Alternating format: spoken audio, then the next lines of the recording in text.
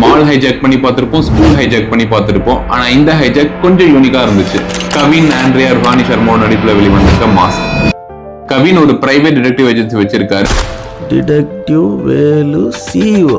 And Andrea ஒரு NGO run பண்றாங்க. நான் கிட்ட வந்தா எவ்வளவு ஜாலியா இருக்குன்னு பார்த்தல. இன்னும் வரவா? இன்னொரு பக்கம் பவன் வரப்போற சட்டமன்ற தேர்தலில் தனிச்சு போட்டியிட போறதா தன் கட்சி சார்பா அனௌன்ஸ் பண்ணியிருக்காரு. இவங்க 3 பேரும் படத்தோட ஆரம்பத்தில் காட்டப்பட்ட கொள்ளையடிக்கப்பட்ட பல கோடி மதிப்பிலான பணத்தோட எப்படி கனெக்ட் ஆகுறாங்கிறத பல ட்விஸ்ட் அண்ட் டர்ன்ஸோட காமெடியா சொல்லியிருக்க படம் தான் மாஸ். இதை எழுதி இயக்கியிருக்காரு இயக்குனர் விகர்ணன் அசோக்.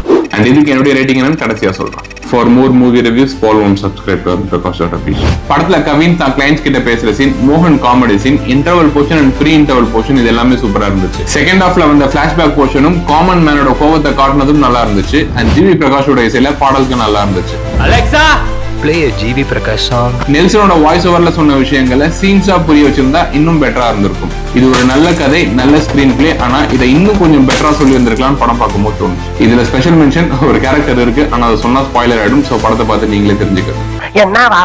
எனக்கு என்ன தெரியும். மொத்தத்துல பெருசா எங்கேயும் போர் அடிக்காத ஒரு ஒன் டைம் வாட்சபிளான மூவி தான் மாஸ். இதுக்கு என்னுடைய மார்க் 5க்கு 3.9 கொடுப்பேன். தேங்க்யூ.